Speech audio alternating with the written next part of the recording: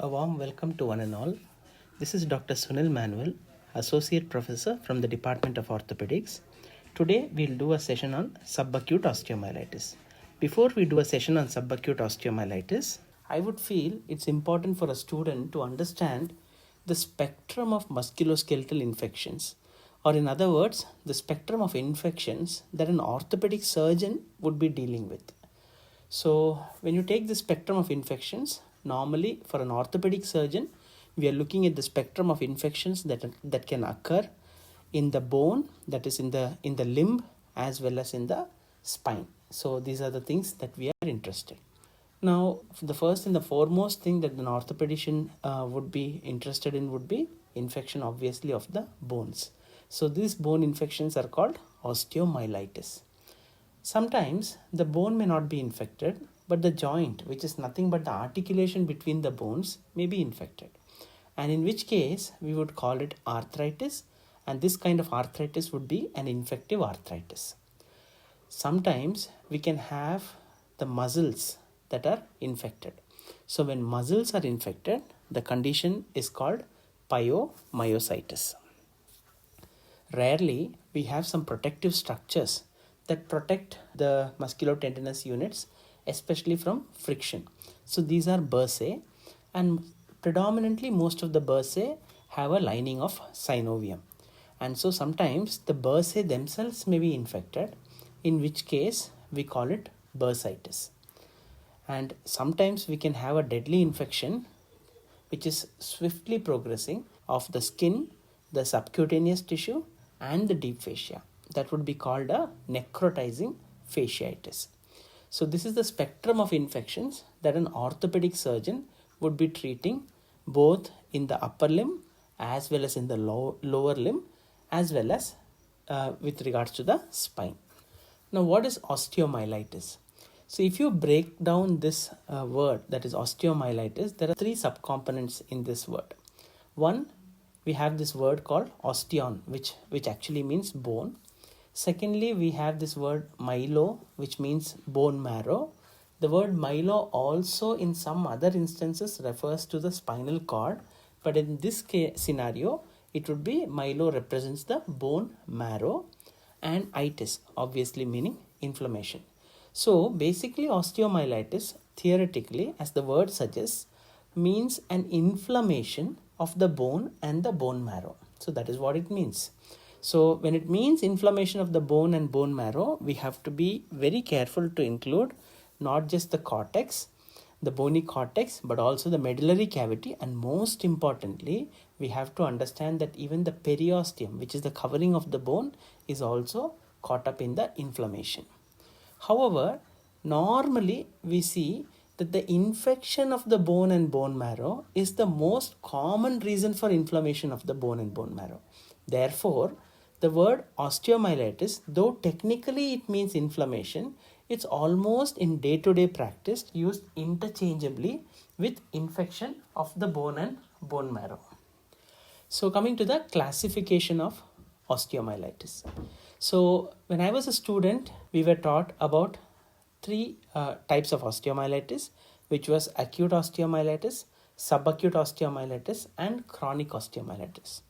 We were also taught that acute osteomyelitis is an infection that usually occurs within 3 weeks. Subacute osteomyelitis is an infection that occurs between 3 and 6 weeks. And chronic osteomyelitis is an infection that occurs after 6 weeks. So we had a strict time range for the classification of osteomyelitis. However, now things have changed quite a lot, and the whole classification of osteomyelitis is now based on the clinical scenario in which the child or the adult presents to the clinician. Also, we now have a new entity called the chronic recurrent multifocal osteomyelitis. So previously this chronic recurrent multifocal osteomyelitis was subclassified under chronic osteomyelitis. Now it is a separate classification by itself. So what I want you to understand is a classification based on time. That is what I told, 3 weeks, between 3 to 6 weeks, 6 weeks and above, is now slowly being replaced by a classification based on pathogenesis. So I would spend a little time to make you understand the broad pathogenesis of the first three types, that is the acute osteomyelitis, the subacute osteomyelitis, and the chronic osteomyelitis. So what is this differentiation based on pathogenesis? So this differentiation is basically trying to tell you that the acute osteomyelitis occurs in a person who basically had a perfectly normal bone. And the other thing is, it's an, as the word suggests, it's an acute condition. And thirdly, the body is standing helpless against this acute osteomyelitis. So it's a sudden acute infection of the bone with the body's defense system not very capable or not equipped to handle the infection. That the person or the patient requires help from the clinician in terms of prompt recognition of the condition and prompt management of the condition. If the clinician, which is me, as well as all of you who are training to be clinicians, are not able to pick up this thing at the appropriate time for the patient, then the patient is going to have a lot of problems. Now coming to subacute osteomyelitis. In subacute osteomyelitis, basically the body's immune response has now taken control of the infection. That is, the body's immune response has had sufficient time to recognize the infection and to prevent the infection from progressing. And therefore, the immune response of the body is trying to wall off the infection. Or in other words, the body's immune response as well as the infection have both achieved some kind of an equilibrium. One is infected, but the infection is not progressive. So how do you understand this? How do you understand that here that it is a subacute osteomyelitis? There are going to be clinical and radiological findings that suggest that the body's immune response is doing something to fight against this osteomyelitis. And finally, coming to chronic osteomyelitis. So in chronic osteomyelitis, the infection has taken so much control over the body that the body is not able to fight it anymore. And what I want you to understand is, a bone, if you take the structure of the bone is basically a structure that is heavily dependent on the surrounding soft tissue. So what is the surrounding soft tissue? The surrounding soft tissue includes technically even the periosteum. The periosteum is also the part of the surrounding soft tissue, the muscles, and the vascularity that the bone receives from outside. If the bone is stripped of the periosteum, if the bone is stripped of the muscle attachments, and if the bone is deprived of the vascularity, then the bone is quite defenseless and the bone is as good as dead. So in chronic osteomyelitis, not just the bone is infected, but also the periosteum and the surrounding soft tissue sleeve, which is actually nourishing the bone, is also infected. So in acute osteomyelitis, you don't have that problem. In acute osteomyelitis, only the bone is infected. The surrounding soft tissue sleeve is highly vascular and trying to mount an immune response, but it is not sufficient. But in chronic osteomyelitis, what happens is not just the bone is infected, the bone is killed, the bone is necrosed, and it's also surrounded by unhealthy soft tissue sleeve. So that is the crux of chronic osteomyelitis.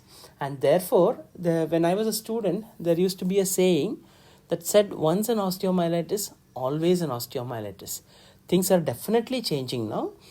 These days, we have methods to eradicate a chronic osteomyelitis. But however, it is quite difficult to eradicate a chronic osteomyelitis from the body simply because the surrounding soft tissue sleeve is also infected. So getting rid of the bone is not a big problem. We can get rid of the bone.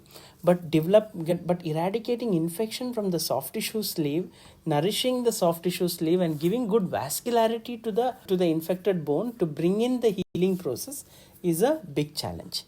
And the other thing is, chronic osteomyelitis seems to be, from the books that we read, seems to be a scourge of the developing countries. Maybe it's not so commonly seen in the developed countries. So this is what I meant when I said that a classification based on mere time, That is to say 3 weeks, 6 weeks, 9 weeks. Those things are out now. And the classification is now being replaced by a classification based on pathogenesis. And I'm sure now all of you can tell the difference between an acute osteomyelitis and a subacute osteomyelitis and a chronic osteomyelitis from the way that I mentioned the pathogenesis to you. Now coming back to the class on subacute osteomyelitis. So much of our understanding of subacute osteomyelitis would only be complete if we can have a very good understanding of acute osteomyelitis. So in the last class, I have spent considerable amount of time explaining the pathogenesis as well as much of the development of the clinical features of acute osteomyelitis. So if you can revisit the last class lecture, your understanding of this topic also would be much better. Now coming to what is different about subacute osteomyelitis as compared to acute osteomyelitis.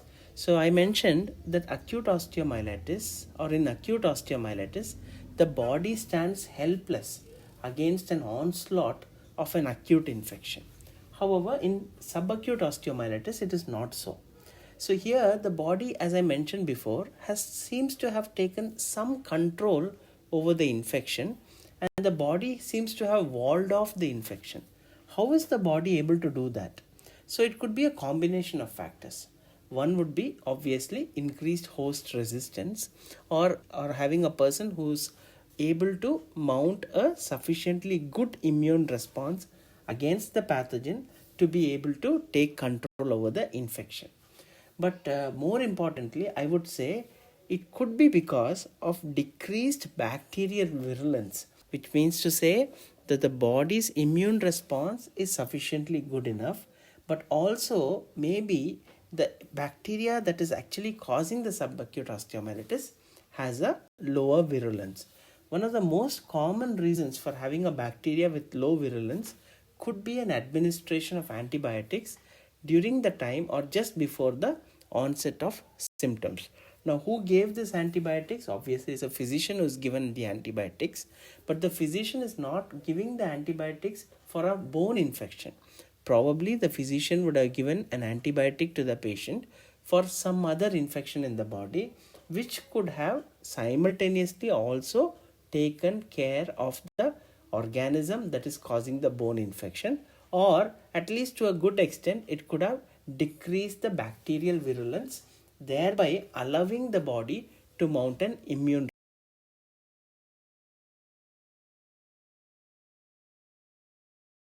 An acute osteomyelitis, which is a dramatic presentation, a subacute osteomyelitis, usually the presentation is insidious with mild symptoms. So what are the mild symptoms? I will come to it a little later. As far as the age group is concerned, as I mentioned to you, this is a very indolent kind of an infection, and therefore anything that causes acute osteomyelitis can cause a subacute osteomyelitis also. So acute osteomyelitis is more common in children, and therefore obviously subacute osteomyelitis also is more common in children. However, we see a slight predilection for adolescent age group and also people to present in their 20s and 30s with subacute osteomyelitis. Sometimes the infection could be lingering in the body for a pretty long time before the infection presents to the physician, and that is why we have a higher age group as compared to acute osteomyelitis, which would be adolescents and people in their 20s and 30s. As far as the etiology is concerned, the etiology is the same as acute osteomyelitis. Predominantly, it remains to be a hematogenous etiology. The bacteria came into the bone through the bloodstream. What type of bone is involved? So when we spoke about acute osteomyelitis, we mentioned that predominantly it is the long bones that are affected. But when it comes to subacute osteomyelitis, we see that any bone could be infected with subacute osteomyelitis. So there is an equal predilection for long bones as well as for flat bones. Coming to the site of infection again, in acute osteomyelitis, we had discussed that the metaphysis is the most common site for acute osteomyelitis. However, when it comes to subacute osteomyelitis, we see that there is an equal predilection in the metaphysis, the diaphysis and epiphysis. However, again, here also the metaphysis tends to be the most common area that is involved, but we can get a good number of cases even in the diaphysis as well as in the epiphysis. So coming to the bones involved, predominantly we see the acute or subacute osteomyelitis presenting in the tibia, femur and humerus. However, as I mentioned, subacute osteomyelitis can also present in any bone in the body, that is the vertebra. It could also present in the flat bones like the pelvis as well as in the scapula. So coming to the organism. So the most common organism causing subacute osteomyelitis, just like in acute osteomyelitis, is Staphylococcus aureus. Also we see a good amount of subacute osteomyelitis caused due to Staphylococcus epidermidis. Now the presentation. Now this is where subacute osteomyelitis totally differs from the way it presents in an acute osteomyelitis. Here you will see that there is absolutely no constitutional symptoms when the patient presents with a subacute osteomyelitis. The other important thing that I want to emphasize is quite a good number of subacute osteomyelitic lesions are detected in an incidental radiological imaging like an X-ray or an MRI or a CT scan done for some other purpose. So this is something that we should know, that presentation wise subacute osteomyelitis patient can be asymptomatic also. However, when the patient presents with some symptoms, usually it is going to be very vague bone pains. The vague bone pain is going to be localized to a certain point, and this helps us to pick up that there is some problem in the bone. Sometimes or very rarely we see minimal soft tissue swelling in the area where the patient is complaining of the pain. In general, we don't see patients presenting with tenderness. However, on deep palpation, especially in superficial bones like proximal tibia or distal tibia, we are able to elicit a deep tenderness on palpation. The blood picture again is totally unremarkable. There's probably going to be no indication in the blood picture that is going to tell us that the patient has got an infection. Very, very rarely you may be able to see a raised ESR or a raised CRP. However, the blood picture is per se is not going to be of any use in making the diagnosis of subacute osteomyelitis. Coming to the microbiological studies, the blood culture would definitely be negative because, as I mentioned, in the pathogenesis, the infection has already been walled off, and therefore now at that stage at which the patient presents to the clinician, we are not going to get a positive blood culture. There would not be any microorganism in the blood at the stage at which the patient presents to the clinician. However, when we come to the pus culture, we see that even the pus culture also is positive only in 30 to 60% of the cases. So the most important thing about subacute osteomyelitis, or what worries the clinician when he sees a lesion that looks like a subacute osteomyelitis, is not the subacute osteomyelitis itself, but the differential diagnosis of subacute osteomyelitis. So as I go forward, I am going to tell a few differential diagnoses of subacute osteomyelitis, and these are some dangerous conditions, and the clinician would only be happy if he can, with his radiological findings, confirm that it is a subacute osteomyelitis and rule out the dangerous differential diagnosis of subacute osteomyelitis. So in other words, the importance of ruling out the differential diagnosis of subacute osteomyelitis far outweighs the diagnosis of the same. So that is something that I want you to understand. And therefore here what I have done is I am bringing in the classification of subacute osteomyelitis.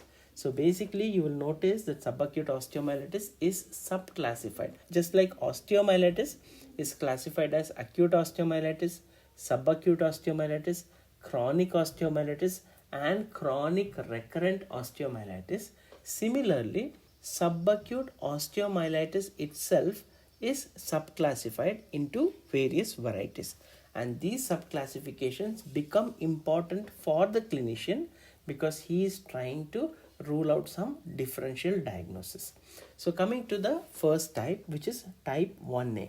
So type 1A, in type 1A basically you have a metaphyseal lesion that has some kind of a punched out appearance, and the closest differential diagnosis for this kind of a lesion would be an eosinophilic granuloma. So the surgeon, as I mentioned, would be very happy to make a diagnosis of subacute osteomyelitis with his confirmatory imaging as well as biopsy than to have a patient suffering from an eosinophilic granuloma. Now coming to the type 1B, which is the second type, and this type is the most common type of subacute osteomyelitis. This was the type that was first described as a subacute osteomyelitis by Brody, and therefore it is also called as a Brodies abscess. And what is a characteristic of a type 1B? Again, it's got a metaphyseal lesion, but it has got a clear sclerotic margin around it. So whenever in the exam you are asked a question on subacute osteomyelitis, even if you are not able to tell all the different subtypes of subacute osteomyelitis, you are expected to mention about Brodies abscess, and you are expected to draw this diagram where you are going to draw a bone with a immature skeleton, where you're clearly showing the physeal line, you're showing the epiphysis, you're showing the metaphysis, you're showing the diaphysis, and you're going to draw a punched out lesion in the metaphysis with a beautiful sclerotic margin and label it as Brodies abscess. Why? Because Brodies abscess also is the prototype for subacute osteomyelitis. Since this is the prototype and since this is the classic subacute osteomyelitis, this kind of a lesion is 100% of the time subacute osteomyelitis itself, and therefore does not have a differential diagnosis. So if you have a lesion like this, which is confirmed by your imaging findings, you can straight away take up the patient for the surgical evacuation or curettage and confirm the diagnosis with histopathology without much of a concern or much of an apprehension. Now coming to the third type, and this would be called type 2 because in the first two types were called for 1A and 1B. So I would call it type 2 subacute osteomyelitis. Here basically again we still have a metaphyseal lesion, but we are seeing that there is a cortical or a subcortical erosion because of the infection. And therefore here we are quite worried when we have an adolescent presenting with this kind of a lesion, because we are worried that probably this could also be an osteogenic sarcoma. As a surgeon, I would be very happy if this also from histopathology turns out to be subacute osteomyelitis, but the concern about the differential diagnosis is always there. Now coming to type 3, in type 3 we have a diaphyseal lesion. So now we can see that all the metaphyseal lesions are over and we are slowly moving to the diaphysis, and the characteristic feature in this diaphyseal lesion is gives something kind of a diaphyseal punched out appearance with a periosteal reaction around the diaphysis. So this periosteal reaction most of the time would be presenting as a thickened cortex. So when you have a thick cortex with the lytic lesion in the cortex, then you're also thinking of an osteoid osteoma. So your differential diagnosis would be an osteoid osteoma there. And here you don't have to be so worried because both of them are benign lesion. However, the final call on whether it is a subacute osteomyelitis or an osteoid osteoma will be with the pathologist when you do a scooping of the lesion and send the lesion for the biopsy. Coming to the next type. So here basically again you have a diaphyseal lesion with quite a lot of subperiosteal newborn formation. So that is the characteristic feature. So there is a lot of subperiosteal newborn formation which would give something like a feathery periosteum or a thickened or can also have the appearance of a thickened bone cortex. So here the characteristic radiological field or the radiological imaging sign would be a onion peel appearance, and the differential for such a lesion would be an Ewing's sarcoma. So we have also learned in Ewing's sarcoma that radiologically you have something called an onion peel appearance. The same lesion or the same appearing lesion could also turn out to be a type 4 subacute osteomyelitis. And in type 5 lesion, basically we have an epiphyseal lesion. So all this time we were discussing about metaphyseal lesions and diaphyseal lesions, but in type 5 we are having a lesion that is involving the epiphysis. And when a lesion that involves the epiphysis, it could either be a punched out kind of a lesion or a lesion with a sclerotic margin. So most of the time when we see this kind of a lesion in a pediatric or a immature skeleton, we are still keeping subacute osteomyelitis in mind. However, occasionally this could also turn out to be a chondroblastoma, and therefore this is the differential that we want to rule out by doing a curettage and sending it for a biopsy. And coming to the last type, that is type 6 lesion, we have a vertebral body lesion. Again, the vertebral body lesion could be a punched out lesion or a punched out lesion with a sclerotic margins. So when you have such a lesion, you are thinking of two differential diagnoses. One would be tuberculosis and the other would be an eosinophilic granuloma of the spine.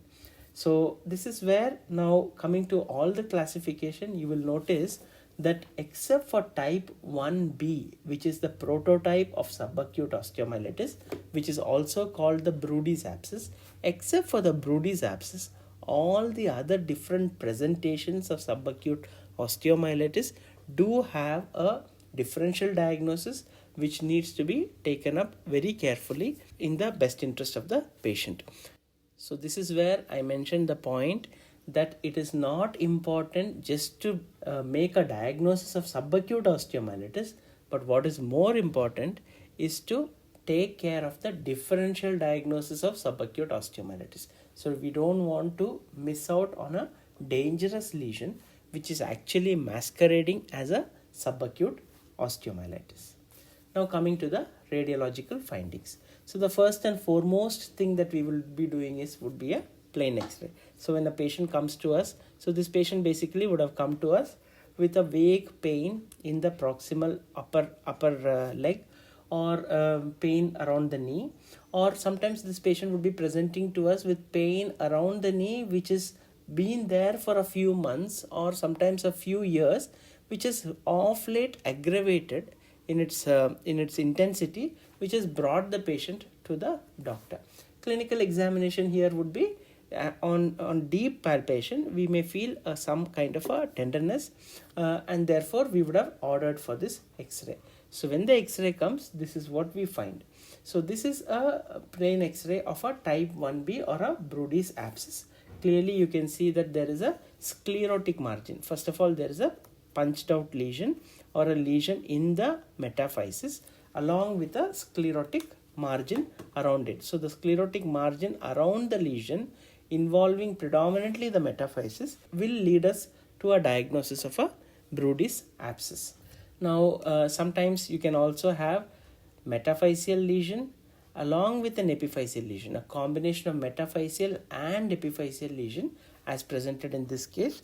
And AP and lateral X-rays are very important because in this patient you will notice that the lateral X-ray is not showing any lesion when compared to the AP X-ray. So a careful examination of both the anteroposterior as well as the lateral X-ray is important. Again, you are seeing a epiphyseal lesion with the sclerotic margin and a metaphyseal lesion here with a sclerotic margin. And in this case, we are seeing a diaphyseal lesion with a sclerotic margin. Coming to the MRI. So the MRI is predominantly important for us to rule out the differential diagnosis also. So performing an MRI before taking up the patient for the surgery is also going to give us a lot of clues regarding the differential diagnosis. So the key thing that we are looking for in the MRI is for the characteristic features of subacute osteomyelitis. So one characteristic feature that you will see on the MRI is the increase in the bone marrow edema. So as compared to the femur here, you will see that the bone marrow appears to be edematous. Second thing is the characteristic feature, that is the penumbra sign. So basically what do you have in a penumbra sign? Basically in the penumbra sign, you have a punched out or eaten up lesion with the surrounding rim which is showing an enhancement on MRI images. So a penumbra sign on an MRI is diagnostic of subacute osteomyelitis in a patient.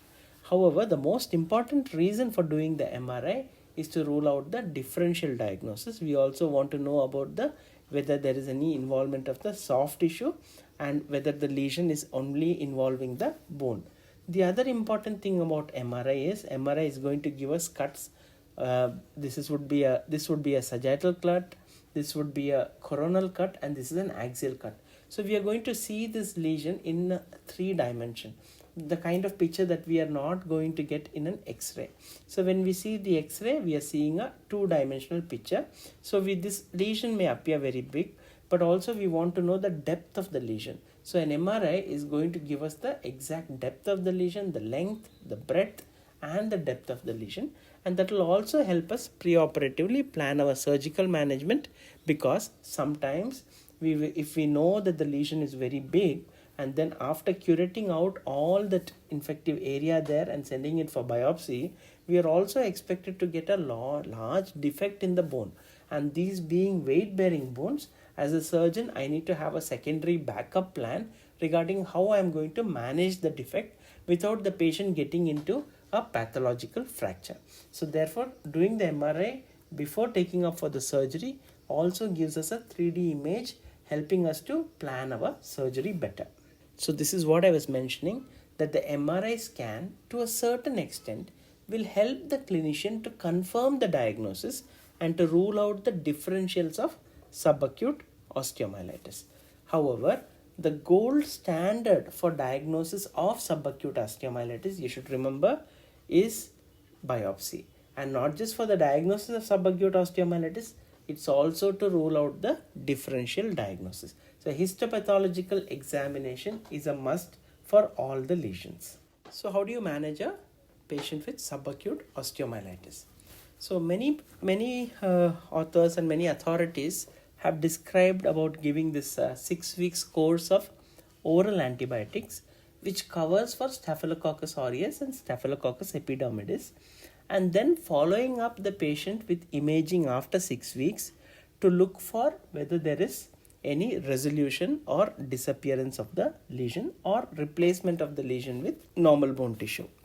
If you want to follow this kind of a treatment, it is still very important that you will have to call the family or the parents of the patient and tell them that as things stand now, the radiological imaging probably suggests an infection. However, the diagnosis is not confirmed until we are able to get until we are able to remove the lesion and get a biopsy.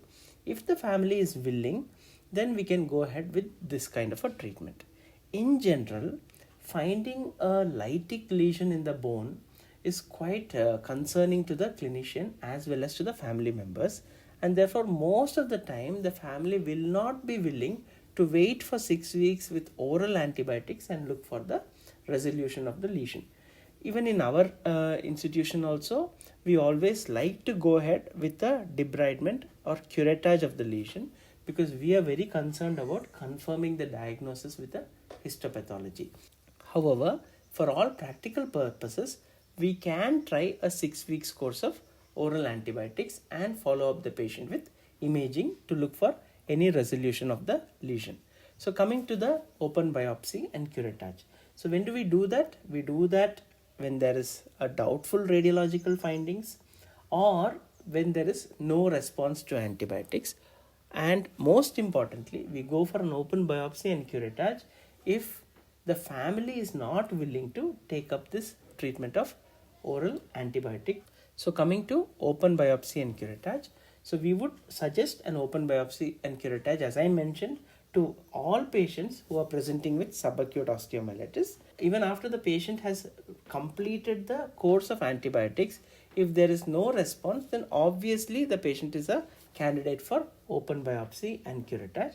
And sometimes when you have doubtful radiological findings, especially if the MRI findings are not very clear or not suggestive of a subacute osteomyelitis, and probably is suggestive of one of the other differentials that we were discussing, then it is better to straight away go for an open biopsy and curettage. So preoperatively, as a surgeon, I would first be checking the patient for any other such painful areas in the body. That is point number 1. If at all there are any other such painful areas involving the bone, Then we would also be imaging those painful areas to look for any other lesions in other bones. That's the most important thing. We will also have a consultation with the radiologist regarding the MRI and the differentials that the radiologist is thinking of, and we would keep the pathologist informed that such a patient with a lesion in such and such a bone with such and such a imaging findings is being taken up for surgery, and so that they can also be prepared for receiving the biopsy material. Once we take up the patient for biopsy, the next important thing or the next important problem that the surgeon would face is what kind of bone was involved. Was it a weight bearing bone or a non-weight bearing bone? So there is a different management for a weight bearing bone as well as a non-weight bearing bone. And the other important thing is, what is the size of the defect after doing a thorough curettage? Now, why is the size of the defect important? The size of the defect is important because if it is a weight bearing bone and we have a large defect, then there is a high chance that if the patient bears weight on that limb, then there is a high chance that the patient can have a pathological fracture. So what we do is, the first thing that we do is, for all weight bearing bones where we have done a curettage of the lesion, we are going to splint the bone. So by weight bearing bones, what do I mean? I mean the femur, tibia, talus and calcaneum, and the bones of the lower limb. But as far as even the upper limb bones are also concerned, depending on the size of the lesion, we would want to immobilize that bone or splint the limb so that the patient does not do any activities that load the limb in terms of lifting weights or things like that. So management of the defect is to prevent a pathological fracture. In general, for a lower limb lesion which is higher than 3 centimeters, we are going to do a bone grafting. So where are we going to take this bone from? We are going to take small cancellous chips from the iliac crest, and we are going to pack that area and we are going to splint the limb. But if the lesion is smaller than that, then in general we are just going to splint the limb to prevent the patient from bearing weight or to prevent the patient from loading the limb. However, this 3 centimeters that I am mentioning is only a ballpark figure. It also depends on the width of the surrounding bone.